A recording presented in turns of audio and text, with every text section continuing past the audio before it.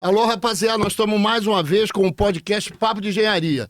E dessa vez, como sempre, eu fico sendo repetitivo aqui, dizendo a pessoa brilhante, uma maravilha, é o top da engenharia e tal, mas quase todos, não todos que passaram por aqui, estão nesse nível, nesse naipe. Então, mas às vezes você erra, né?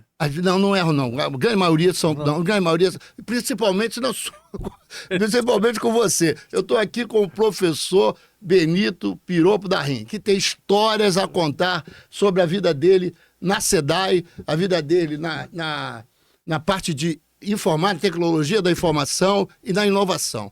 Mas antes de eu começar com o professor Piropo da Rim, ou professor Benito, que eu prefiro chamar, eu vou aqui fazer o nosso merchandising aqui das coisas que nos ajuda aqui. A primeira é o IBEC do Paulo Dias, Instituto Brasileiro de Engenharia de Custo, professor.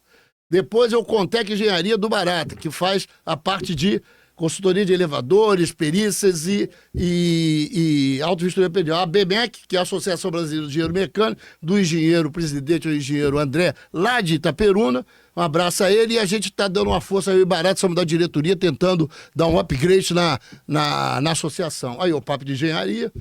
E aqui é o blog, eu tenho um blog, o professor tá convocado a me escrever um texto para botar no meu blog, ou no blog do Papo de Engenharia, escrever um texto que eu publico lá. Vamos. A ABRAIP, Associação Brasileira de Organismos de Inspeção Predial de Gás, o pessoal que faz inspeção predial de gás, do Jorge Omar, não sei se você conhece o amigo Jorge Omar, a inspeção predial de gás e o IBEC que eu já falei, o Contec, bom, praticamente falei de todos aqui, não falei de todos. Mas, professor Benito, primeira pergunta que a gente faz, aquela pergunta de praxe, pergunta que a gente já ficou característica, porque a gente chegou à conclusão que isso aqui é a história da sua história, nós vamos contar a história do professor Benito e vamos contar a história da engenharia, principalmente a engenharia de saneamento. E o senhor é um dos mais antigos nisso, nesse métier de mexer, principalmente no esgoto, que aí o senhor é mais antigo ainda, mais experiente ainda, desculpe. Não, velho mesmo. Velho mesmo, né? E aqui são dois velhos, então estamos todos em casa. Professor Benito, como é que o senhor é engenheiro civil, de profissão, né? De profissão não, de universidade. Me diga uma coisa, como é que o senhor chega na engenharia? O senhor veio da onde, passou pela onde para chegar na engenharia? Como dizem meus conterrâneos, que eu sou baiano, saí de lá com... Baiano? De onde, hein? Sou de Salvador. Ah, Salvador, eu só saí de lá com 2 anos e meio de idade. Então, como dizem os baianos, rapaz... Soteropolitano, né? Eu soube por que é soteropolitano, né? Sabia, não? Porque é por causa de quem nasce em El Salvador é salvadorenho. E aí quem nasce em Salvador seria salvadorenho também, eles aí mudaram. Eu não sei se a justificativa é plausível, mas foi o que eu ouvi. É coisa de baiano. De baiano. Mas, enfim. Conforme eu ia dizendo, eu acho que eu nasci assim, porque... Eita, isso é uma música. Pois é, meu pai era engenheiro. Meu avô, que também era engenheiro... Nossa. Teve 4 filhos. Um ficou na Itália, eu não sei o que fez na vida. Os outros 3, inclusive meu pai, eram engenheiros. Então nunca me passou pela cabeça que eu seria outra coisa, porque para mim era natural você crescer e ser engenheiro. Porque você veio de uma empresa, tinha empresa de engenharia, os 4? Não, meu pai tinha uma empresa de engenharia, era uma pequena empresa de engenharia de construção civil, mas não era uma grande empresa. Mas ele sempre... Seus irmãos foram nessa linha também de construção civil? Meu irmão foi cineasta, Silvio da Rinha. Cineasta. Faleceu há um ano atrás, infelizmente. E era meu único irmão. Mas para mim... Era engenheiro e virou cineasta? Não, nunca foi engenheiro. Não? Ele era 10 anos mais novo que eu e sempre esteve mais ligado à área das artes, à área cultural do que à técnica. Mas eu nunca me ocorreu ser outra coisa. E quando eu cursei o colégio de aplicação da UFRJ... Da Praça da Bandeira. Da aplicação da UFRJ. Da UFRJ, que ninguém sabe, mas que começou, eu fui da 2ª turma do colégio de aplicação do UFRJ. A segunda turma. Colégio de aplicação em 1951. Eles deviam fazer uma homenagem ao senhor. Ele começou em 49, eu entrei em 51, e ele ainda era num pequeno prédio da Fundação Getúlio Vargas, que é ali na praia de Botafogo, já foi derrubado e construíram aquele prédio nem mais no lugar.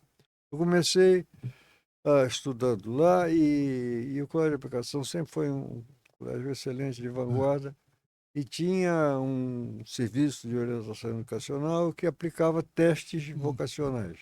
Isso, reclamam isso, a volta desse teste vocacional seria interessante. Eu achei muito interessante. É. Mas, enfim, eu lia muito. O teste deu o quê, Pois professor? é. O teste disse que eu podia ser qualquer coisa que eu quisesse, menos fazendeiro.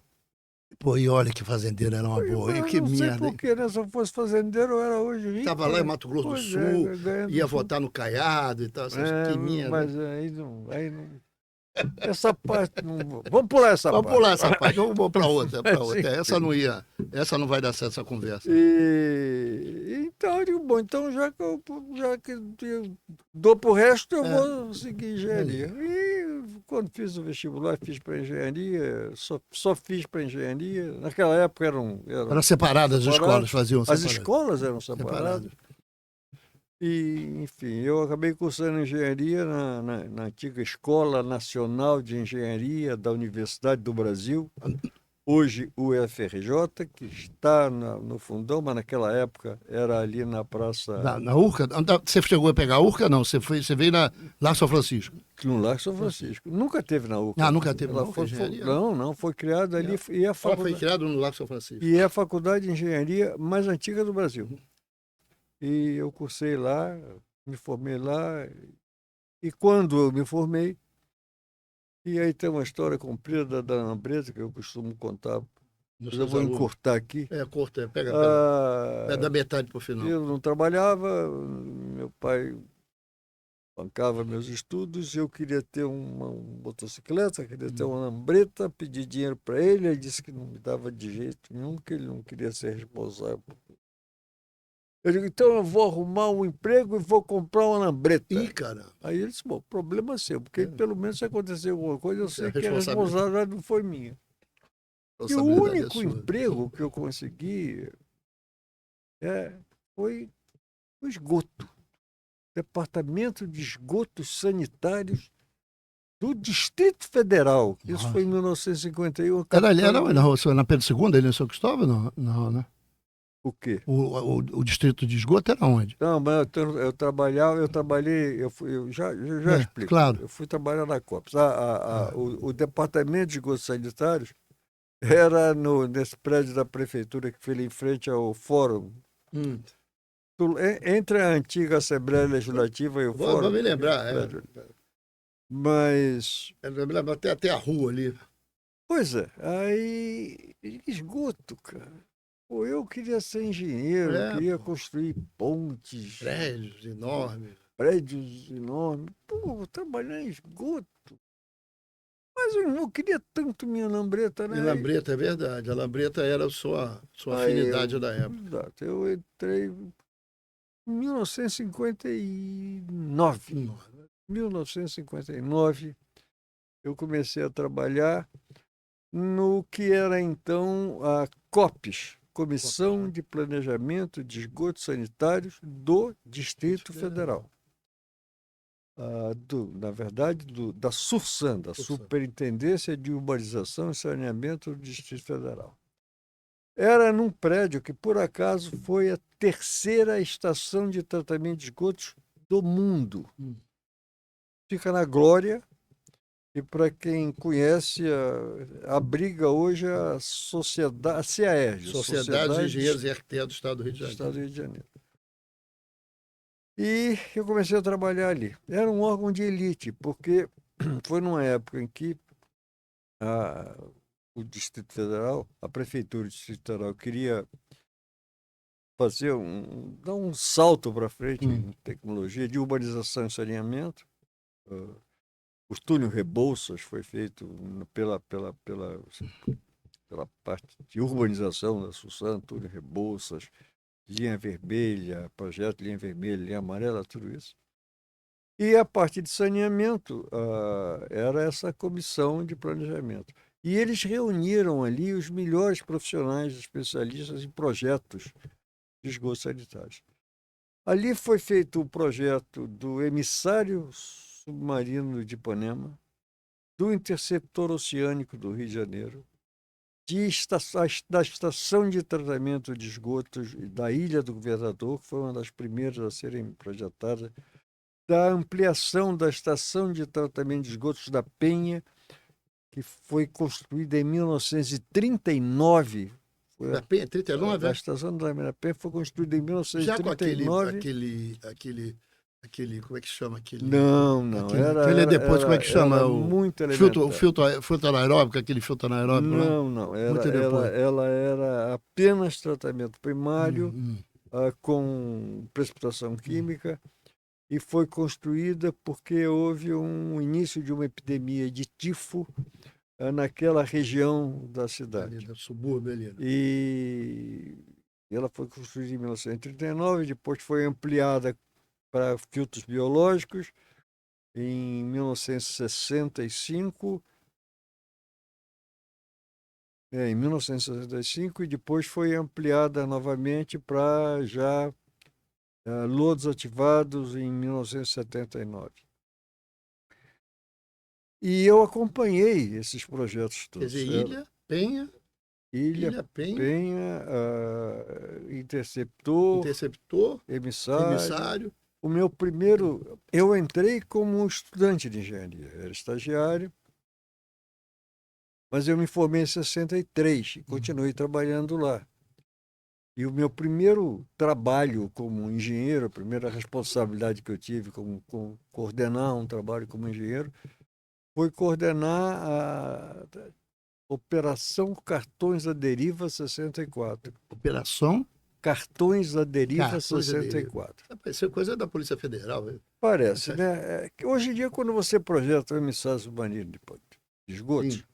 você pega uma boia, você chega lá na região onde você acha que vai dar, que você já fez os estudos preliminares, e coloca uma meia dúzia de boias, e tem empresa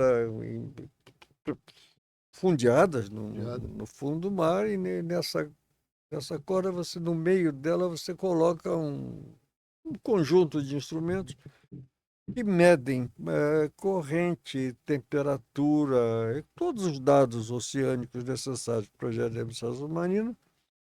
Lá em cima da boia tem uma antena que transmite isso para algum lugar, e você vai juntando isso tudo no computador e faz o projeto. Né? Isso já naquela época?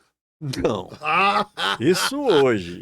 Tá bom. Falei, naquela época, você fazia o seguinte, vamos selecionar em uns 3 ou 4 pontos. Aí você fundeava ali um navio. Certo? Deste navio, você media vento com um anemômetro simples. Corrente já era um negócio um pouco mais complicado, porque você tinha que usar um correntômetro. Um correntômetro era uma trapizonga imensa que podia girar com uma hélicezinha atrás. E ele mergulhava, ele ficava no fundo e apontava para de onde vinha a corrente, registrava por contagem de giros, os giros da hélicezinha para medir a força da corrente, e a direção da corrente era medida de uma forma muito interessante. No eixo vertical dessa coisa, tinha uma câmara com uma porção de... como se fosse uma roleta. Já viu uma roleta? Você gira a roleta, que tem os lugares dos números, com uma porção de lugarzinhos de números como aquele, né?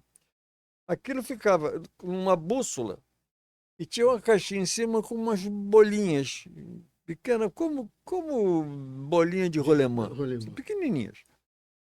A cada alguns minutos, eu já não me lembro mais, tem 64, caía uma bolinha daquela. Que travava o... Não, e dependendo para onde o correntômetro estava apontando, ela ia escorrendo e caía num buraquinho daqueles. Depois que se girava, ia cair em outro. E no dia seguinte, você trazia aquela porcaria para cima, contava as bolinhas e fazia a corrente mais... De quanto, qual foi a corrente predominante em que direção. Essa era a corrente. Mas não bastava isso, você tinha que saber para onde aquela corrente levava. Então, tinha o cartão à deriva. Era um Cartão. cartão... Ah, esse é o tal cartão. Ah, esse era o cartão à deriva. Da operação cartão Era dele. um cartão, mais ou menos, de que uns 10 por 15 dias. E lá estava escrito, este é um cartão à deriva. Sim. Se você encontrar este cartão à sim. deriva, anote nele onde você encontrou e ponha no correio. Não Me precisa lembrei pagar. do náufrago da ilha que botou o negócio. Era mais ou menos. Não precisa de pagar selo, não precisa, só bota no correio. Eu me lembro que eu embrulhei muito cartão dele. A gente botava num envelopezinho de plástico, junto com o cartão, a gente botava uma arruelazinha de metal, que era para ficar em pé, e aquele conjunto era feito de tal forma que quando o cartão mergulhava na água, ficava com um pedacinho só de fora, né? Só que era para o vento também empurrar.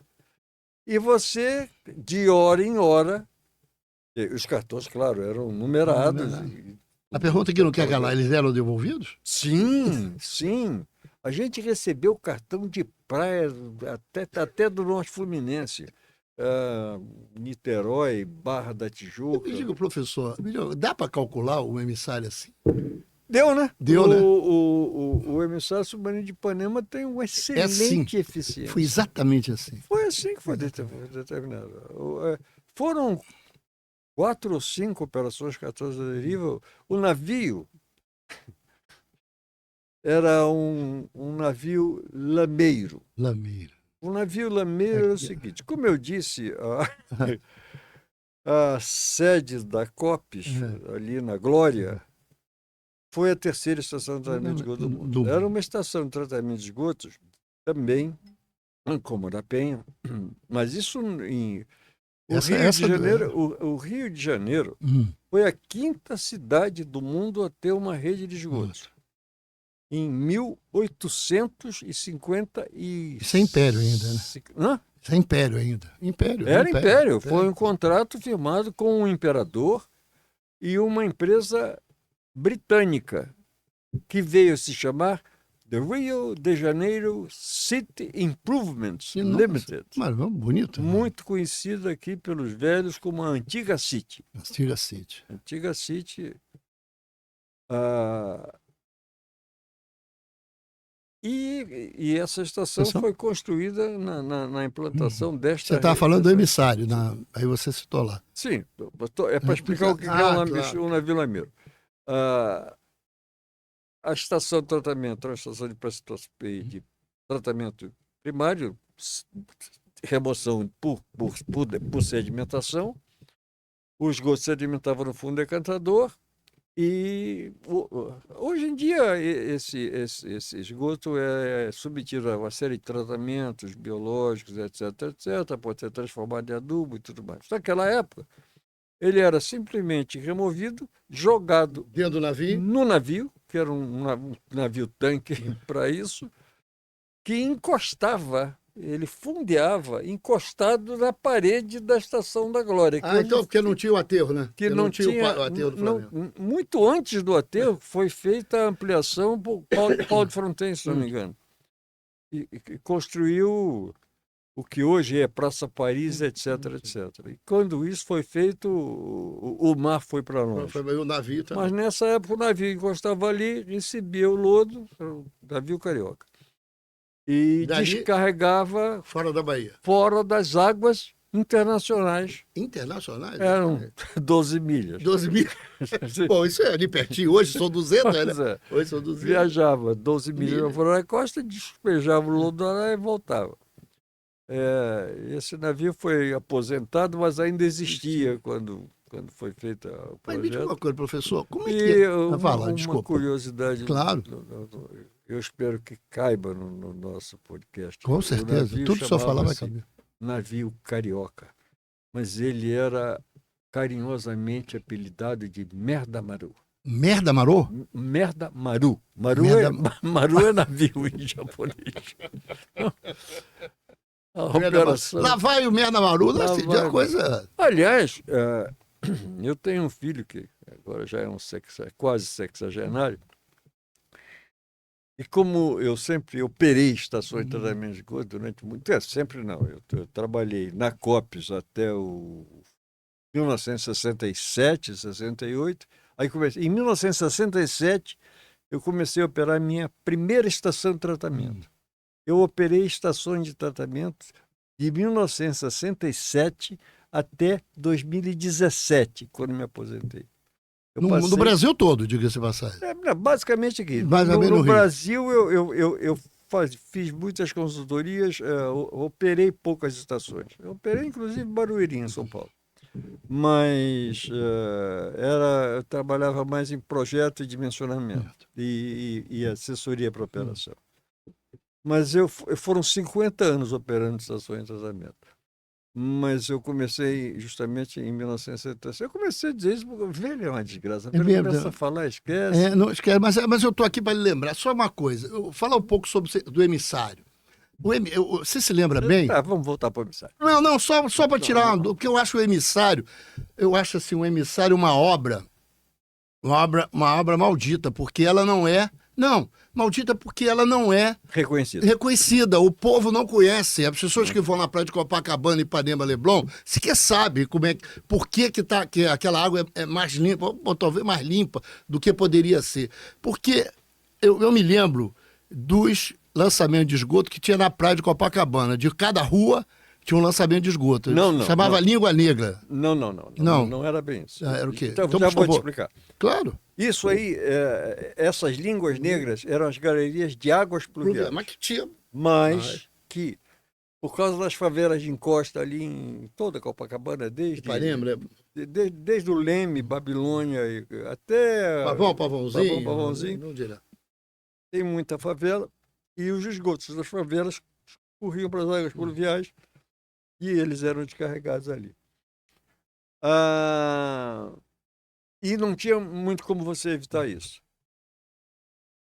Nos anos 60, foi construído o interceptor oceânico, que começava exatamente ali, onde é hoje a Cópios, onde foi essa antiga estação de tratamento. Agora vai correndo paralelo à linha do marker por Flamengo, Botafogo e Copacabana, ou seja, ele intercepta aquilo que iria para o oceano e recebe as descargas de todas as galerias de esgotos sanitários ao longo de todo o percurso. 60 e pouco. Isso eu acredito que no final dos anos 60 e início dos anos 70.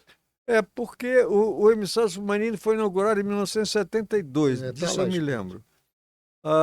Mas então o interceptor foi construído um pouco antes. Eu trabalhei também com a equipe de portugueses, dos portugueses que vieram do Laboratório Nacional de Engenharia Civil de Lenec, eu fui o elemento de ligação. Mas vamos ficar no assunto, só senão a gente se perde. E o emissário recebe todas as tubulações de esgotos sanitários e também, enquanto não chove, chama-se a vazão de tempo seco, de todas essas galerias de águas pluviais. Por isso que ele fez desaparecer as línguas negras, certo? Tanto que, ainda hoje, se houver uma chuva fortíssima, muito intensa, ele vai exceder a capacidade de receber água pluvial, porque o interceptor oceânico é concebido para projetar vazão de esgoto, e vai extravasar. Isso é muito raro, acontece uma vez a cada, 2, 3 anos, mas ainda eventualmente, só para lembrar que existiam as ligas negras. E hoje em dia, a partir de há uns 4 anos atrás, um pouco mais do que isso, há menos de 10 anos, a SEDAI decidiu jogar no emissário submarino o Rio Carioca, que desce lá de Laranjeiras, lá do sopé do Pão de Açúcar, atravessa Laranjeiras, Flamengo, Catete, Flamengo, e desaguava ali na ponta da Praia do Flamengo, perto da Curva da Amendoeira. Hoje em dia não deságua mais, a não ser quando há uma chuva forte, evidentemente, porque toda a vazão do Rio Carioca está sendo bombeada para o interceptor oceânico e é encaminhada para o emissário submarino. Por isto, nesses últimos anos, a Praia do Flamengo voltou a se enquadrar no índice de vulnerabilidade. E a Praia da Glória, que é uma pequena praia que fica ali, a prainha que fica atrás da Marina da Glória, é hoje em dia uma das praias mais badaladas ali daquela região, porque virou... Também tem uma qualidade de água boa. Virou ponte porque tem uma excelente qualidade de água. Deixa eu perguntar uma coisa do senhor. O emissário suporta isso tudo? O emissário está dimensionado para suportar isso um pouquinho mais, não? Tá. Na verdade, o que está acontecendo é que a chamada contribuição per capita per diem, ou seja, quantos litros de esgoto cada um de nós contribui para a rede de esgoto diariamente, baixou. Tem baixado. A per capita de esgoto por pessoa? Sim. A per capita de É esgoto, o consumo de água. Consumo de água. Por pessoa, a produção de esgoto tem baixado? Tem baixado. A quantidade de esgoto vai aumentando, mas porque a população está aumentando mais rápido que isso. Mas a contribuição por pessoa eram 240 litros por habitante por dia. Hoje em dia está em torno de 180, 200, baixou um pouco. E a vazão de projeto do emissário é 12 mil litros por segundo. 12 mil litros por segundo? É 12 metros cúbicos por 12 segundo. metros cúbicos. Então ela suporta, ainda por algum tempo, pode suportar isso. E quando parar de suportar, se a gente conseguir fazer com que a vazão de tempo seco das galerias de águas pluviais seja apenas água pluvial, a gente pode tirar essas galerias e ele ainda vai continuar. E só mais um ponto importante, que é isso que foi isso que você perguntou. O emissário submarino de Ipanema tem uma eficiência extraordinária. E isso é importante. E aí as pessoas falam, mas por que a praia de Ipanema, então, não está enquadrada no índice de balneabilidade se o emissário... Porque ela recebe a água que desce da encosta da Gávea pelo canal da Visconde de Albuquerque e ela recebe a água que extravasa da Lagoa Rodrigo de Freitas pelo canal da Lagoa e tanto num caso quanto em outro, apesar dos esforços da SEDAI e agora das novas empresas privadas que cuidam do problema dos esgotos, a quantidade de ligações clandestinas de esgoto é muito grande. Ainda? Então, sim, ainda. Ipanema ainda? Eu me lembro que eu cheguei a publicar um trabalho num dos congressos de engenharia sanitária, de uma das campanhas que nós fizemos, isso tem 40 anos, sei lá, talvez por aí, para reduzir, e nós reduzimos significativamente a quantidade de lançamento na Lagoa. Tinha até cobertura de edifício de luxo que os caras construíam um banheiro na cobertura depois e acabavam desaguando a galeria do prédio. E a gente conseguiu eliminar isso.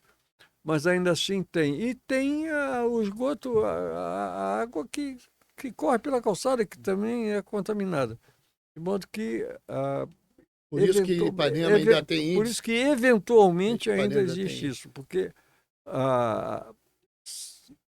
existem diversos trabalhos publicados acompanhando o esgoto que sai porque o emissário submarino de esgotos não é como muita gente pensa, um tubo que descarrega no mar. Não, o emissário submarino de Ipanema é um tubo que quando chega no final tem, no caso do Ipanema, tem 400 metros de comprimento com orifícios laterais, que isso chama-se difusor, que faz a difusão num trecho de 400 metros de extensão pelas laterais, de todo o esgoto que ele transporta. Esse esgoto, que é mais quente que a água a 28 metros de profundidade, onde ele descarrega, ele tende a subir. Ao subir, essa chama-se pluma de esgoto, ela vai se alargando, quer dizer, isso vai se diluindo até chegar na superfície e vai se Praticamente. espalhando. Então, e tudo isso foi considerado para que se faça, quer dizer, esse difusor foi dimensionado de forma tal que, depois que ele descarrega a sua vazão máxima, numa área de 500, de um quilômetro de diâmetro em torno do difusor, aquela área ainda não está dentro do padrão de vulnerabilidade. Mas fora dela, Já está. já está no padrão de O senhor vulnerabilidade devido à considera. diluição, difusão e um fenômeno chamado de decaimento Até bacteriano. por causa da própria salinidade, né? Exatamente, porque os micro-organismos transmissores das doenças de transmissão, de veiculação hídrica, eles são sensíveis à salinidade e às condições da água do oceano. Então, a água do Já é oceano funciona como um tratamento elemento, final. é Um como se polimento. aquilo fosse um tratamento de esgoto. Quer dizer, na verdade, o difusor do emissário submarino é como se fosse uma estação de tratamento de esgotos colocada a 4, 5 quilômetros de distância da praia. Professor, me diga uma coisa, só para a gente terminar esse período de que. Você sabe que o meu sonho é esse pessoal de Ipanema, Leblon, essa garotada, entender o porquê que eles usam a praia. Porque sem o interceptor, sem o emissário, possivelmente a praia seria impossível de ser utilizada. Eu queria dizer ao senhor, na área de saneamento, essa obra talvez seja a obra mais significativa que tem? Ou o senhor acha que tem alguma no Rio de Janeiro? É a obra mais significativa? No Rio de Janeiro, sim. O Rio de Janeiro, com certeza. Pode ser que no Brasil Há outras. existem outras grandes obras, tá? Mas no Rio de Janeiro, indiscutivelmente, Interceptor. o sistema Interceptor. interceptor oceânico, emissário submarino de Ipanema, que recolhe o esgoto, que vai desde o centro da cidade, passando por toda a Zona Sul e do lado oposto, desde São Que Conrado, pega Leblon e tudo aquele, mais. aquele da Rocinha, aquele. Exatamente. Tudo isto vai para o emissário submarino de Ipanema por duas tubulações. Um emissário, o interceptor oceânico, que vai da Glória até o ponto de partida do emissário, que é ali no arpoador, e outra através de sucessivos bombeamentos, elevatória de São Conrado, o elevatório do Leblon, que bombeia também. O Village teve aqui, mostrou o tamanho da obra do emissário, né, em Copacabana. Dá para passar dois caminhões, um do lado do outro, pelo fundo do interceptor Do oceânico. interceptor. O emissário Não, emissário tem não, interceptor, 2,5 claro. metros, se não me engano. Não, o interceptor nem tanto. O emissário, o O emissário. emissário é o tamanho dessa sala. Eu queria mudar de discussão, mas dentro da área de esgoto. Por que a gente não conseguiu despoluir a Baía de Guanabara, hein, professor? Isso é uma dificuldade. Esse pessoal novo critica a gente porque o nosso time lá dos anos 70, 80, não conseguimos conduzir a despoluição da Baía de Guanabara. Por que será, hein? Porque eu não Porque as sei. estações estão lá. Agora ainda tem mais alegria, tem mais. Eu tenho apenas uma opinião. Acho que Ah. faltou vontade política e investimento no lugar certo. O senhor Renato Espírito Santo, Wagner Vinci, você está nessa lista de gente boa. Renato Espírito Santo, vi que também acha isso, que não houve vontade política. Eu trabalhei durante 2 anos, como engenheiro da SEDAI, fui designado para trabalhar no projeto, um nome besta, despoluição. Essa palavra foi criada, eu acho que para isso. O projeto de despoluição da Baía de Guanabara. E o negócio é só esgoto, né? Só Basicamente. Só esgoto. Despoluição nem é uma palavra inglesa, Não nem existe. isso. Nós somos foi criado. neologismo nosso aí. Que eu saiba, eu nunca tinha ouvido essa palavra antes de falarem no projeto de despoluição da Baía de Guanabara. Mas enfim. Acho que eu estou para convidar o doutor Haroldo para saber se foi ele ou alguém do time dele. Pois é, que inventou a palavra. Inventou a palavra. O projeto é excelente. Excelente. Ele é projeto de rede de esgoto para toda a região, toda não, para a maior parte da região da Baixada Fluminense, que contribui para a Baía de Guanabara.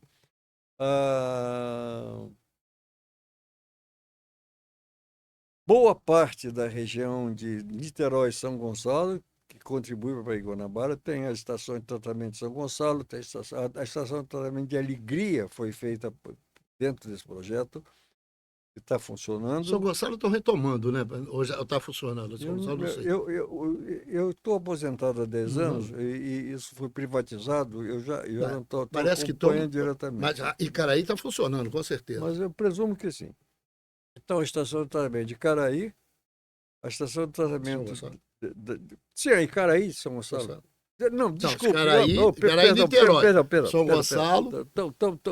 Não, desculpa, até eu que atrapalhei. A estação de tratamento de Icaraí estava fora do projeto de expulsão. Foi feita muito antes do projeto, e eu trabalhei, inclusive, no projeto eu projetei a parte de tratamento de lodos. Foi imediatamente após a fusão dos estados do Rio de Janeiro com a antiga Guanabara. Tem um emissáriozinho ali também. Tem um emissário de Icaraí. Então, era uma estação antiga que descarregava num canal, num riozinho que passava ao lado dela e que saía na... Tem até o nome da rua lá, o nome do canal e o nome da rua. Vai também. Desculpa. Eu também soube. Para que o nosso público tome conhecimento. Eu tenho 87 aninhos. Não parece, isso aí não parece. Se eu só pintar o cabelo, o pessoal vai passar aí. Eu estou ótimo, não estou? Está maravilhoso. Pois é, essa é a quarta fase da vida. A vida tem 4 fases. O senhor lembra de tudo, o senhor sabe de tudo. Como é que o senhor pode ter 87 anos? A infância... O senhor tem 87 anos de experiência. A infância, a idade adulta, a velhice. E aí, depois da velhice, tem essa fase que a gente falou aqui. Você está ótimo. Quando eu estava ótimo, ninguém falava nada. Isso. Agora que eu estou, agora o cara insiste em dizer que eu estou ótimo. Eu estou ótimo com 87 Mas a gente estava na Baía de Guanabara. Na Baía de Guanabara. Que eu fui lá para Icaraí. A estação de Icaraí, então, foi... Ela já existia. Foi só aprimorada. Mas ela foi... modernizada. Ela era bastante... Eu tenho a impressão que ela era só tratamento primário. Ela foi para lodo ativado, né? Foi ampliada a capacidade e remodelada, passou para ser lodos ativados e está funcionando. E funciona muito bem até hoje. E tem o seu emissário próprio, que também funciona muito bem, mas está fora da despoluição. Porque foi feita antes. Muito antes. Aí tinha São Gonçalo. Mas então a poluição foi a ET de São Gonçalo, a ET de Alegria, que tem capacidade final de 5.000 litros por segundo, atualmente 2,5. Da Pavuna, que tem capacidade também para, acho que 3.000 litros por segundo, atualmente 1,5. E a de... Quem? Não, é do outro, na Baixada Fluminense, Sarapuí. A estação de Sarapuí, que é gêmea da Pavuna, também final 3.000 e inicial 1.500. Muito bem, as estações estão lá e têm capacidade para receber isso. Eu vou falar sobre a de Pavuna, que eu conheço bem, operei, trabalhei dela, minha sala foi lá durante alguns anos. Quando eu saí de lá, anos depois da inauguração, ela recebia menos de 300 litros por segundo. Tinha uma capacidade ociosa de 1.200 litros por segundo. Por quê? Por causa da rede de esgoto. Não adianta você construir uma estação de tratamento e não construir a rede de esgoto, ou construir e não botar para operacionalizar a rede de esgoto que contribui para ela. O esgoto vai continuar indo para onde ia antes. Certo? As estações estão lá. Então, acho que isso responde a sua pergunta. Agora, por que não fizeram a rede? Não sei também, ninguém sabe. Isso, alguém tem que contar essa história, porque a cidade dizia que não tinha dinheiro para fazer, porque para fazer rede é custo muito mais alto que fazer uma estação, não é não? Pelo menos o custo social.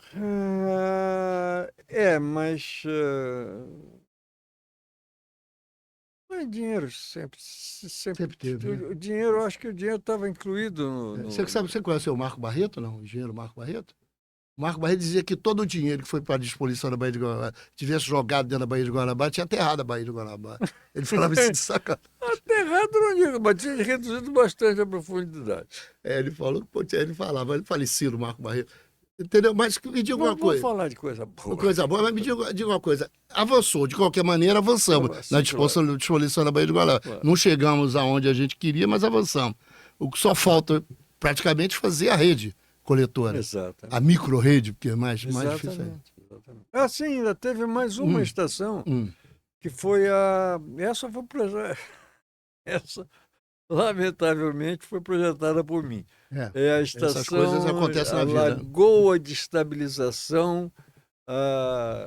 Vou lhe dizer por quê. Qual é o rio, meu Deus? O rio Sarapuí. O rio Sarapuí descarrega na Baía de Guanabara, ali na altura de Gramacho.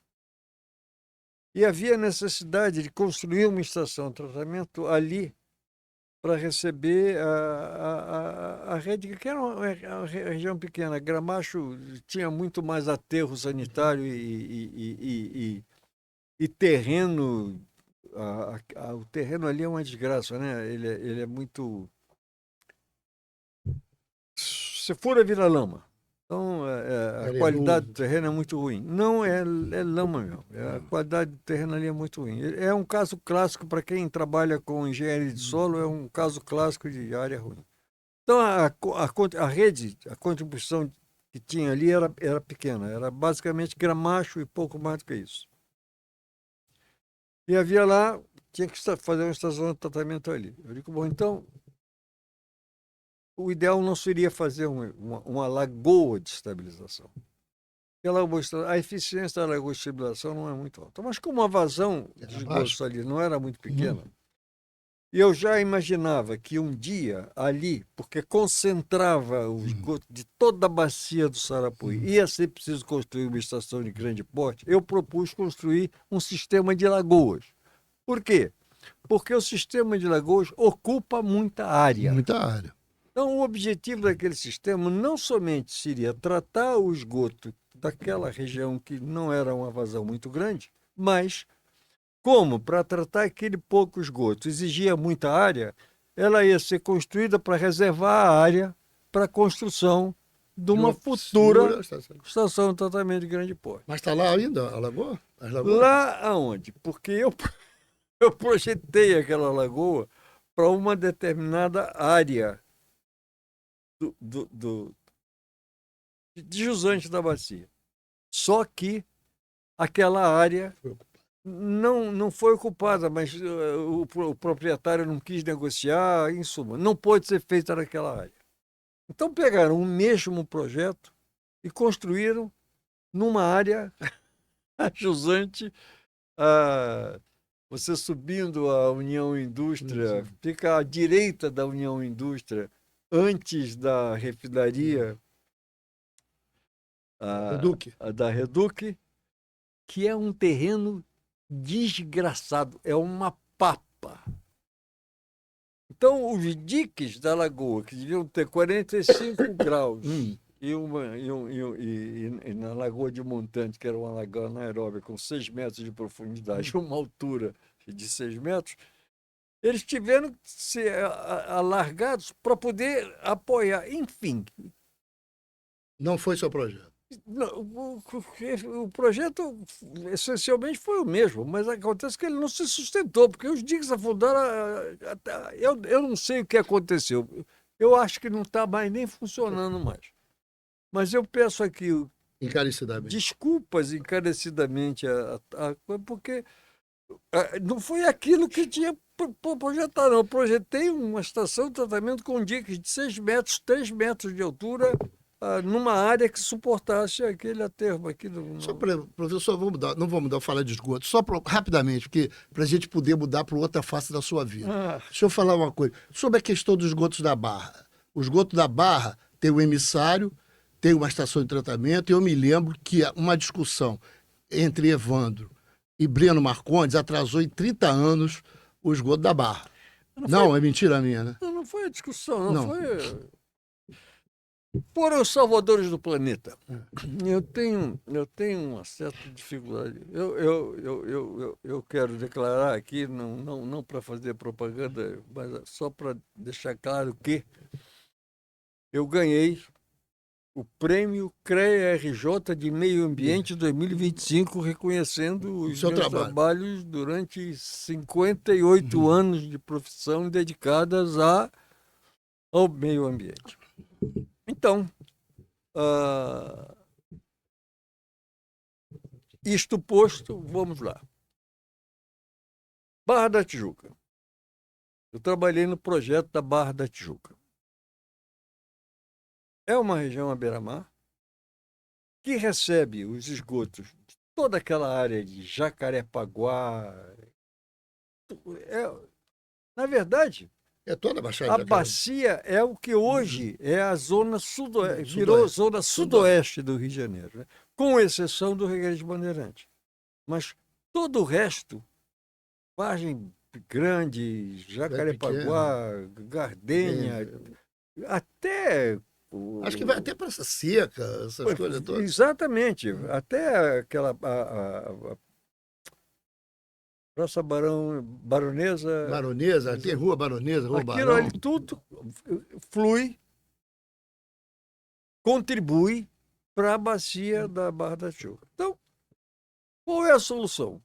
Para você fazer tratamento ou não, dependendo das características do emissário que você vai projetar, e lançar no mar. Só que, no mar ali em frente, não pode. Os salvadores do planeta. Na verdade, a coisa é um pouco mais complicada do que isso. Isso foi na ditadura militar, nos anos 70. Você não podia falar mal a única coisa que você podia falar mal era das autoridades do meio ambiente. Meio ambiente podia. Meio ambiente era clássico. Era clássico. Em vez de levar, era porrada.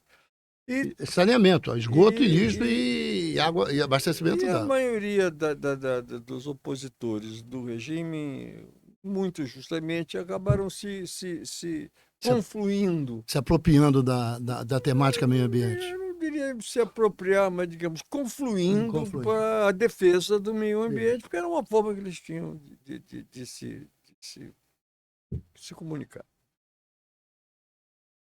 E eram contra a construção do emissário, de um emissário, qualquer emissário submarino para a Barra da Tijuca. Do mundo, né?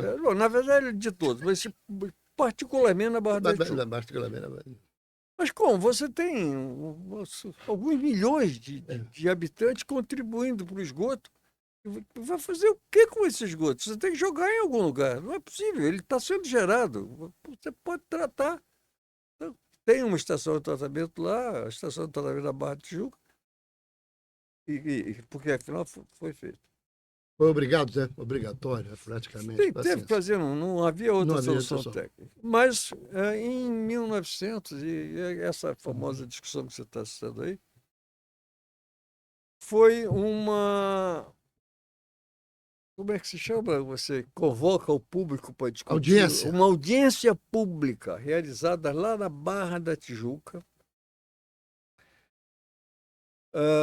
Acho que foi num clube lá da Barra da Tijuca, esqueci o nome agora. Não foi no clube, não. Acho que foi no que viria a ser depois aquele centro.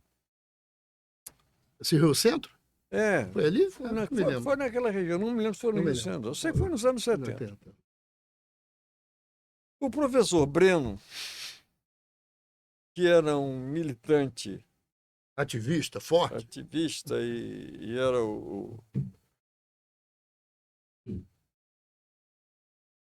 era o porta-voz dos técnicos. Menos progressista. Exatamente. Ele era contra porque convinha ele ser contra, porque ele tinha o apoio de todas as associações. Então, fizeram as inscrições para falar. Umas 20 pessoas se inscreveram. das associações de moradores, todas elas. E eu fui o indicado, o Para escolhido defender pela SEDAI para falar em defesa. em defesa do emissário Vário, submarino vário. de Ipanema. De Ipanema, não, da Barra. Da Barra da Da Tijuca. Barra. Então, quando abriram-se as discussões, dos 20, não sei se foram 20, mas por aí, Não, algumas 19, eram contra. não, todos eles eram contra, mas 19 se dirigiram à mesa e entregaram o tempo, que parece que eram 3 minutos, para o professor Breno. Ele ficou com 1 hora de porrada. Ele ficou com mais de meia hora e apresentou uma apresentação de slides. Nós chamamos atualmente de PowerPoint. Quer dizer, é óbvio que aquilo já tinha sido combinado, porque como cada um tinha 3 minutos, como é que vocês vão Ficar com preparar meia hora, um PowerPoint de mais de meia hora? E ele apresentou o PowerPoint dele, mostrando os males que o esgoto podia causar se lançado no mar. E já tinha o de Ipanema. Já tinha de Ipanema. Com grande soluções. Já tinha o de Ipanema. Mas, enfim. Aí, agora, me chamaram. Meia hora depois. E quando me chamaram, peguei tinha o 3 microfone e comecei a falar. E me cortaram a palavra. Acabou os 3 minutos, você queria falar. Não. Ah, não? Não. Com uma tesoura, um dos defensores salvadores do planeta cortou o fio do amplificador. Era uma sala cheia de gente. E não houve como fazer aquilo funcionar novamente. É uma zorra, mas o objetivo era aquele mesmo e acabou que ninguém defendeu e ninguém coisa nenhuma. se entendeu. E pior do que isso, a Associação de Moradores da Barra da Tijuca, eu nunca ouvi isso antes na minha vida, entrou na justiça para embargar a construção do emissário da Barra da Tijuca. Eu fico mais inacreditável isso, porque tinha o de Ipanema que apresentava resultados bons. E durante mais de 20 anos esse embargo impediu a construção. O que aconteceu na Barra da Tijuca? Um dos pega um conhecido e do ponto de vista dele, honesto, defensores do projeto, que era um professor universitário, me confidenciou particularmente que, na verdade, eles não eram contra o emissário submarino. Eles eram contra a especulação imobiliária na Barra da Tijuca. E não mudou porra nenhuma. Que, sem o emissário, então, não poderia haver especulação imobiliária. O resultado disso.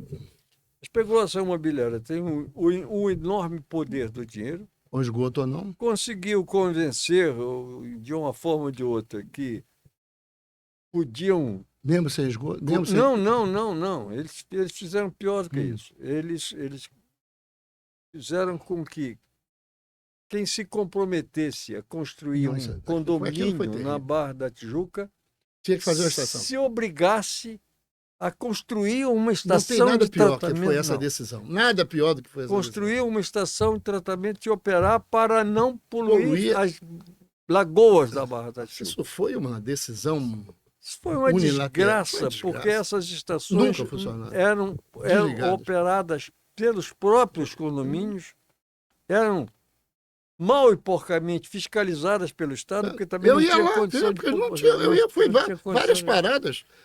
E esse troço nunca funcionou. Quem é que ia querer fazer a manutenção na estação de tratamento de esgoto? Você sabe que é caríssima. Esculhambou com as lagoas da Tijuca e depois, quando se construiu, afinal, conseguiu-se liberar essa proibição judicial, as lagoas já tinham sido um estado de poluição altíssimo.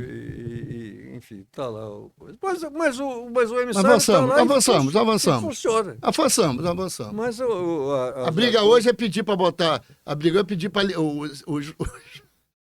os condomínios ligar na rede. Essa é uma outra briga, mas não vamos tocar nisso agora. Foi construída a rede, e o emissário está lá, e agora tem que ligar na rede. A estação funciona, mas o prejuízo que deu essa discussão, eu estava lá, eu vi, eu era moleque. Prejuízo ambiental. Inestimável. Esse pessoal que fez essa discussão desnecessária, devia ser processo se tiverem views, porque poluir a Parapeidi, poluir as lagoas todas da Tijuca, né? E constituir uma série de malefícios para aquela área que... As pessoas, digamos, a massa... estava muito bem intencionada, porque ela tinha sido convencida que não ia ter, olha, você vai ter na Barra uma tranquilidade, que eles não vão botar mais... querendo defender o meio ambiente, claro, não sabiam como. Não tinha...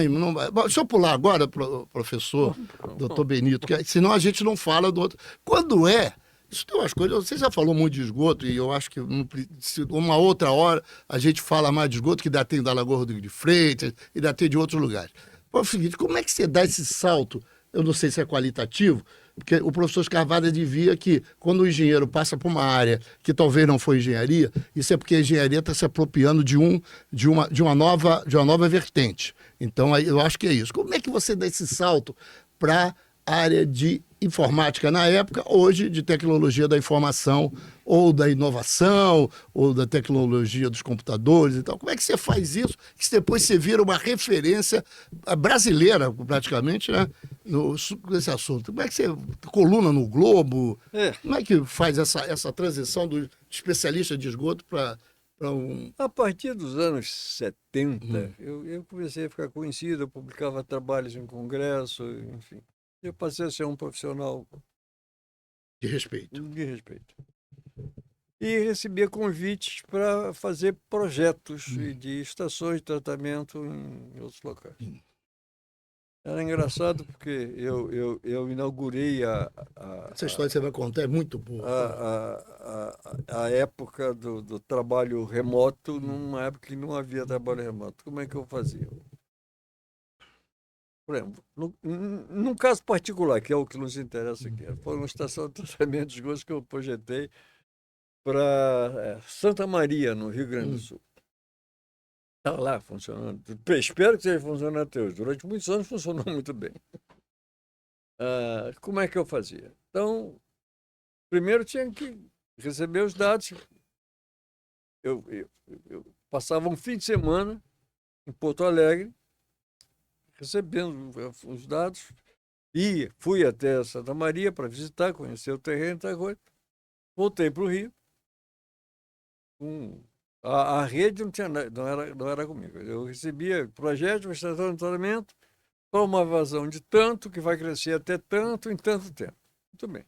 Então, eu em casa, final de semana, de noite, fazia o projeto. À mão, calculadora eletrônica.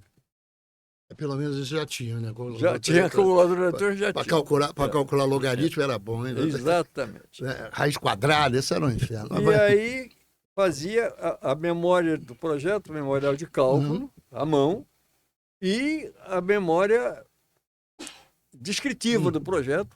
A minha letra era horrível. Pegava aquilo tudo. Já tinha o SEDEX, estava começando o SEDEX, né? metia Salve, no SEDEX. o SEDEX, o 10, né? Que era que chegava lá 10 horas da manhã. Mandava para Porto Alegre. Lá, eles... Primeira coisa que faziam, botavam as secretárias, coitadas, para bater, datilografar aquilo que eu escrevi. Datilografar é um verbo muito bom, hein? Depois de... máquina, devia ter uma máquina de escrever. Põe uma máquina de escrever aqui para o pessoal mostrar saber. Para a pessoa como é que é. Os filhos de uma amiga minha um dia viram uma e disse: olha, mamãe, que coisa interessante. Uma impressora que você bate. Pois é. Vai. Então, enfim. Aí as meninas lá sofriam com a tua letra, toda hora ligava, professor, o que é que está escrito aqui? Botava no SEDEX, voltava, aí eu revia tudo, mandava de volta e quando estava tudo pronto. Aí você ia lá. Aí eu ia lá. Saía daqui numa sexta-feira à noite, passava lá o sábado. No sábado, de manhã, para fazer a revisão do projeto. Aí sentava eu, que tinha feito a concepção e o dimensionamento, os profissionais de estrutura, hidráulica, engenharia mecânica, bombas, esse tipo de coisa, aquele grupo todo para discutir o projeto. E numa dessas discussões, nessa da Santa Maria, o terreno era inclinado, na verdade, o terreno era inclinado, depois ficava bem plano. O cara da hidráulica disse, O garoto, olha... o moleque, né? Não, o cara o engenheiro de os hidráulica fez- disse, olha, tá tudo certo no projeto. Agora é o seguinte, como era um projeto de lodos ativados, tinha recirculação de lodo, se a caixa de areia fosse um pouco mais alta, fosse um pouco mais alta, essas estruturas todas iam subir e ia reduzir muito, ia poupar muito o gasto de energia na elevatória de recirculação. Aí eu disse, tem razão, isso não tinha me ocorrido. Mas tudo bem, eu posso modificar, só que eu vou ter que alterar o projeto, vai subir, e eu Essa história é magnífica. volto para o Rio e refaço Mais uns a 15 dias, memória, um a mês. memória de cálculo. Mais 15 dias, um mês. Máquina de calcular. Aí um barbudinho sentado lá no O moleque, né? um garoto, ele participava da reunião. Porra nenhuma, não falava nada, ficava calado ele. Aí dizer, não, amanhã eu trago isso pronto. Ou eu concebi o projeto. Eu fiz as contas desse negócio, demorei 2 semanas para fazer. Esse cara diz que traz amanhã. Tá bom. Tá bom. Então vamos aqui amanhã. Bom, voltamos amanhã para ver aí o que esse rapaz tem a dizer. E na manhã seguinte, estava tudo nos Calculado. Que beleza. Aí, pela minha, acabei de discutir tudo que tinha que discutir. Aí, quando acabou a discussão, acabou a reunião, eu chamei o garoto e o cara, vem cá. Porra, essa dá filho de Que mágica é essa? Eu disse, não. Isso foi no início dos anos 80. Veja, a IBM lançou o IBM PC em 12 de agosto de 1982. É aquele 2003. O primeiro, 80, 86. 80, 86. Né? Não, nem isso, 80, 88. Foi o primeiro. Foi o primeiro deles. Antes deles, haviam diversos computadores não vou entrar em detalhes, nós chamamos de computadores de 8 bits, espalhados, cada um com o seu sistema operacional. Mas a IBM lançou, que foi o primeiro que vingou e se espalhou, e gerou os clones, enfim, foi o que criou a computação pessoal em agosto de 82. Isso foi 2 anos, 84, tanto, 85 no máximo. Eu nunca tinha ouvido falar nisso, planilha eletrônica. Eu digo, mas o que é uma planilha eletrônica, meu filho? Aí ele me mostrou, me levou lá no computador, olha que interessante, ele entusiasmado. Aí eu saí de lá, cara, se eu Esse garoto é um mágico, né? não aprender a usar esse negócio, eu vou ter que deixar de ser engenheiro. Porque minha função é 2 semanas para calcular, um moleque calcula em uma semana. É o dilema que muita gente está vivendo hoje com a inteligência artificial. Né? Naquela época era o computador. Hoje não vai dar. Aí quando eu cheguei no Rio, na semana seguinte, eu comprei um computador. Não era um IBM PC, era um MSX. Até hoje eu faço parte do clube, porque existe um clube dos ex-usuários de MSX, hein? Aqui no Rio de Janeiro, em São Paulo também. Até hoje eu faço parte desse clube. Comprei um MSX e comecei a aprender como aquilo funcionava. Fui ao Japão, por acaso, para visitar indústria e estações de tratamento, e o MSX era um projeto. MSX é Microsoft Experimental. Foi um projeto da Microsoft para criar um sistema operacional que pudesse ser usado por todos os computadores de 8 bits. Microsoft é essa do Bill Gates? É essa mesmo? Bill Gates. Só que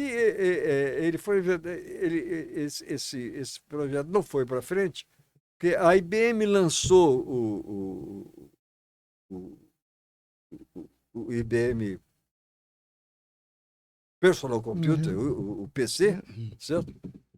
E acabou que o PC e os clones e as cópias deles que foram sendo feitas, porque é uma história complicada, porque que a IBM não pôde patentear, mas não pôde. Então copiaram o PC e aí o sistema operacional do PC acabou virando sistema operacional para todos os outros. Isso matou o sistema operacional do MSX. Mas, na época, era uma saída interessante. E aí. Você volta? Mas quem implementou isso, o projeto era da Microsoft, quem implementou isso foi um japonês e havia marcas de MSX, muitas no Japão, 2 no Brasil, uma na Argentina e 2 ou 3 na Europa. Mas não, o Japão era a pátria do MSX. Foi um salto qualitativo da inteligência japonesa. Fui direto. Lá tem Akihabara, que é um bairro da tecnologia.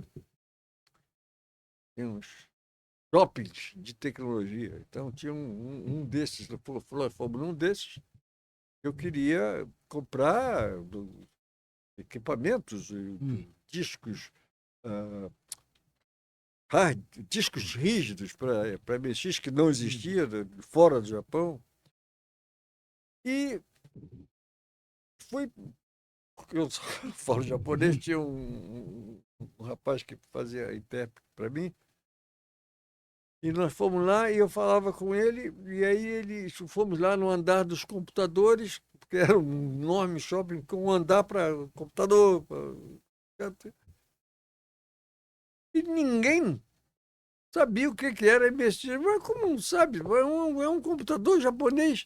Aí um vendedor lá foi cantar, não, você está no andar errado. Vai para o andar dos jogos eletrônicos. Aí eu me dei conta que o MSX, perto do PC, era uma máquina que estava sendo usada só para jogos. Porque os caras já tinham... Quando eu voltei para o Brasil, eu comprei um PC. E aí comecei a estudar. Porque eu não gosto de usar máquina que eu não domine. A máquina não pode me dominar, eu que tenho que dominar a máquina. E eu usava o computador, não tinha Windows nem nada parecido, era na base da linha de comando, né? Open, arquivo, você digitava Open, o arquivo abria. Aí você chamava o programa, Zé, o programa abria. E aí você ia lá digitando, comando por comando. E eu anotava os comandos e usava aquilo como se fosse uma cabala, né? Abracadabra. Aí abria isso. Eu digo, não pode ser, eu vou ter que aprender como é que esse negócio funciona. Aí comecei, não tinha literatura técnica. Isso, nos anos 80, no Brasil, sobre computador, praticamente nada. E como eu viajava muito a trabalho, não, essa minha viagem ao Japão foi a trabalho, mas eu visitei Estados Unidos, também nos Estados Unidos. Eu viajava bastante. E eu, cada vez que viajava, eu comprava literatura técnica em inglês. Em inglês, claro. Sobre computador. Em 3 anos, aquilo me interessou tanto, porque é uma coisa, a tecnologia é um negócio tão fascinante, que aquilo me interessou tanto, que eu me dediquei àquilo com uma coisa. Em 3 anos depois eu Acho que você se dedicou mais do que você dedicou nesses 3 anos, foi mais do que você dedicou à questão do esgoto. Mas com certeza, você porque nessa época, felizmente, de esgoto, eu já sabia praticamente o que uma havia. Boa parte. Estava evoluindo e eu acompanhava a evolução, mas era só acompanhar a evolução, mas aprender a informática foi uma coisa fascinante. Em 3 anos eu estava programando em linguagem de máquina, que é um código bastante esotérico, enfim. E em 1991... Aí o Globo te chama. Não, havia uma coluna da Cora Ronay, que é uma excelente, uma minha amiga até hoje. Mas a coluna dela era especificamente sobre informática, sobre computadores, mas era no Jornal do Brasil, e era uma coluna escrita por usuário de computador para usuário de computador. A Cora não era uma técnica, ela era um usuário de computador. E eu li aquilo religiosamente. E de vez em quando ela perguntava alguma Mas coisa. aí você respondia. Isso aqui, não sei o que, não sei como é que faz, mas faz. E aí eu escrevi uma carta para ela. E depois da terceira ou quarta carta, um dia ela me telefonou para agradecer, e aí nós. Aí eu A amizade até hoje. escrevia cartas para ela, ela me telefonava. Eu nunca ousei pedir o telefone dela, porque eu achava que era uma coisa. E um belo dia a coluna dela acabou. Aí eu, pô, como é que vai ser? Acabou, eu continuei vivendo minha vida e um dia toco o telefone, era a Cora. Eu digo, pô, Cora, Quanto tempo? bom falar contigo. Eu fui convidada pelo Globo para fazer, para ser editora do Caderno de Informática. Nossa. Eu disse que, pô, disse que legal, cara, vou poder voltar a ler tuas colunas. Ele disse, não, eu estou pensando em um pouco mais que isso. Mais que isso, eu queria que você escrevesse uma coluna. Aí, cara, eu não sou da área, eu nunca fiz isso. Não faz mal, você usa a mesma linguagem que você usa Já nas nas minhas cartas que você escreve, você usa na coluna. Eu comecei a escrever a coluna, chamava-se Trilha Zero. Trilha Zero? Trilha Quem Zero. deu esse nome? Você mesmo achou que esse nome Trilha Sim, porque Zero? era Era trilha, começo. não, porque, Era o começo. Não, não. Nossa, Porque minha ignorância o vai disquete longe. na época eram trilhas, gravava trilha. Ah, trilha. As trilhas eram numeradas. E a trilha zero era a que guardava todas as informações sobre a localização de arquivos, diretórios. Ah, vou explicar, Então, explicar. trilha zero Trilha Zero. é Aí você foi. importante aqui. E que era basicamente informática para principiantes. Tipo, como funciona um computador, mas numa linguagem que as pessoas pudessem entender. Que era a sua característica, né? Característica. Pois é, eu sempre fui meio moleque, então eu às vezes brincava um pouco com um novo. As suas aulas eram igual a do, não bem comparando, igual a do Suassuna. Eu lembro que o senhor tinha piadas e tal, e tiradas Eu maravilhosas. sempre gostei de fazer. Eu sempre gostei Igual do disso. Suassuna. Enfim. Sim, e o nome? Meu nome. Eu era especialista, consultor internacional, inclusive. Eu dei cursos fora do Brasil. Fiz projetos no Chile, México. As pessoas estão acostumadas a conhecer gente que não é especialista em nada. Quando o cara se especializa, ele é especialista em uma coisa. Como que um especialista em duas coisas não podia ser, né? Então, eu não posso ser. Eu era engenheiro Benito da Rim. Você sabe quem foi Dicró? Sei, muito. Dicró. Até o nome dele, se eu me lembrar o nome, lá na Penha tem um... Por que ele se chamava Dicró? Não sei, é um de fora, não sei. Eu sei o nome, ele ele até me lembrar o nome dele, que tá lá na tenda, ele tem uma tenda. Eu vi uma entrevista dele e um dia ele Lá na Vila da Penha, na Penha Circular. O Dicró, para quem não sabe, é um sambista extraordinário, fantástico. Humorista, né? Bem-humorado. Gostava muito da sogra. Enfim, aí perguntaram qual que ele conhece. Olha, meu nome é Carlos Roberto de Oliveira. De Oliveira, Carlos Roberto de Oliveira. Então é Carlos Roberto de Oliveira, CRO. Cro. Aí sobrou aquele eu não ia jogar fora, eu botou Dicró. E o seu? E aí, quando eu era Benito da Rim. Porque meu nome Benito Piropo da Rim. Piropo é um nome muito estranho. É duplo sentido. Já era muito estranho e eu nunca usei. Eu usava assim, Benito P da Rim. A maior parte das pessoas que me conheciam não sabia que aquele P era de Piropo. Eu me lembrei de coisa. Cara, eu tenho um nome novinho. Já pronto. Pronto, eu nunca usei. Ele tá zerinho aqui. Eu vou fazer o seguinte, eu vou fazer B. Piropo, de Benito Piropo. E aí virei o colunista de informática B. Piropo. Ficou quantos anos? Fiquei, cara... E o cartel de informática durou muitos anos? Eu comecei em 91, O caderno de informática terminou bem antes disso. O caderno de informática terminou na primeira década dos anos 2000. Eu sei que eu fiquei Uns mais de 10 anos. 20 anos. Mais de 20 anos? Em 91. Hoje você tem mais referência nessa área da informática e da tecnologia da informação do que do saneamento, Cara, né? eu tinha fã. As pessoas hoje você deve ter Instagram. Não tem dessas mais, coisas. não. Tem, quem quiser ler as colunas do Bepiropo, pode bepiropo.com.br. Tem lá todas as minhas colunas que eu escrevi nesses 20 e poucos anos. E ainda tem lá uma seçãozinha sobre o engenheiro Benito Pedarim. Mas as pessoas mantêm contato contigo. Não, eu tenho amigos daquela época, mas eu tinha fã, cara. Você me lembro. De vez em Se quando. não tivesse seguidores hoje, você teria daquela época, você teria um... Eu tenho uma neta que faz agora, semana que vem, faz 18 anos, ela, alguns anos atrás, virou e disse: vovô, eu outro dia disse que era sua neta. O pai da minha amiga disse que era seu fã. Eu digo: Você tinha até fã? Que maravilha. Pois é, velho, eu tinha fã. Que coisa.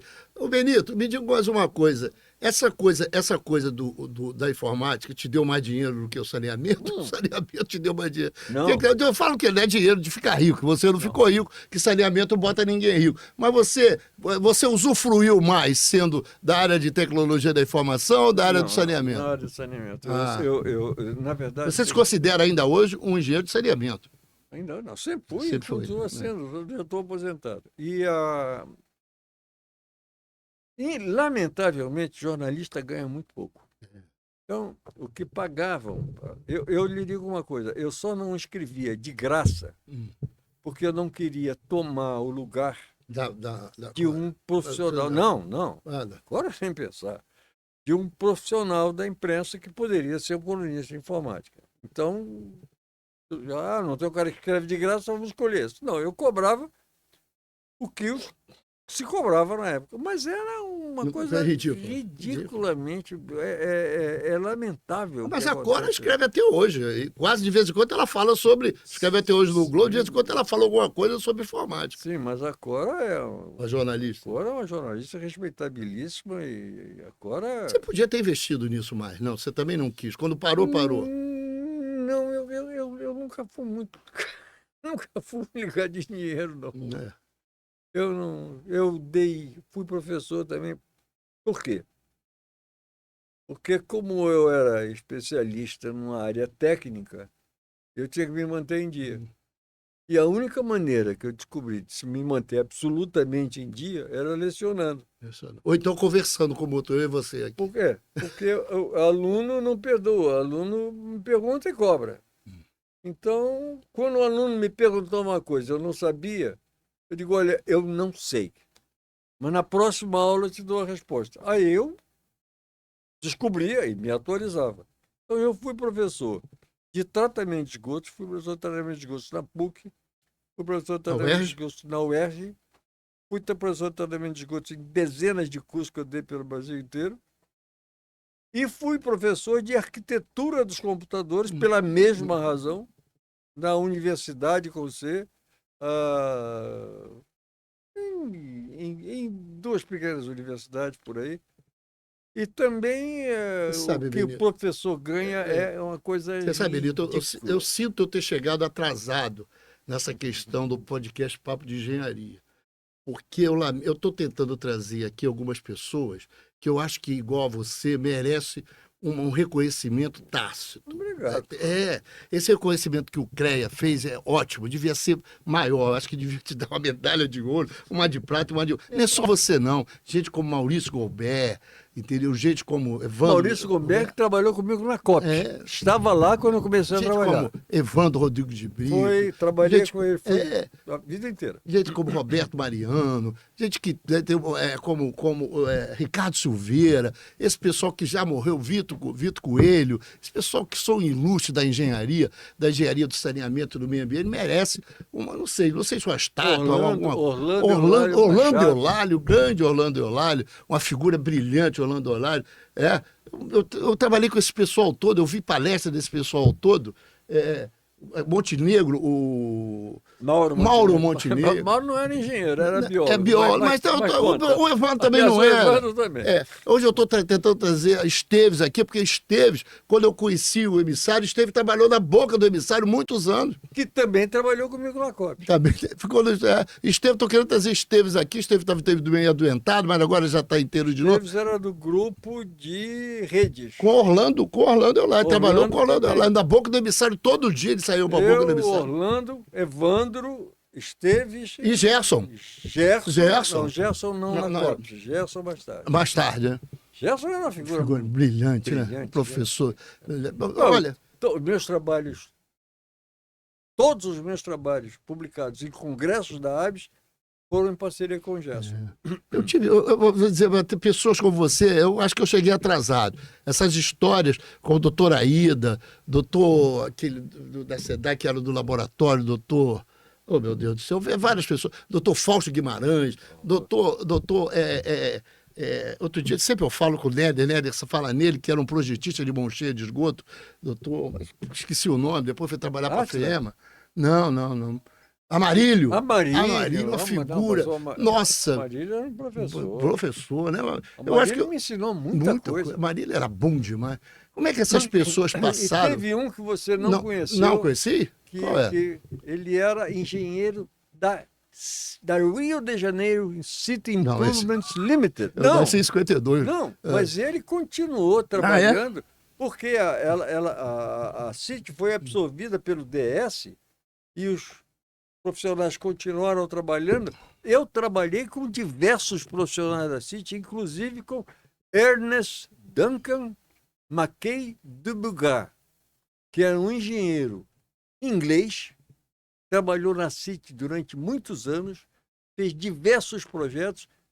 Era uma figura que ele valia, ele sozinho valia os podcasts todos. Olha, eu sinto muito. Era muito eu sinto muito dizer, o Benito, o Bedarim, o Bepiroto, sei lá. Sinto muito dizer que eu não posso, já estou com 1h e quase 20 aqui, porque senão eu ia ficar estranho. Porque o pessoal reclama que uma podcast, depois a gente corta. E meu amigo que vai cortar, nós vamos fazer mais de um corte contigo, porque merece. E aí eu queria que você dissesse para você, porque eu tenho várias coisas para perguntar a você.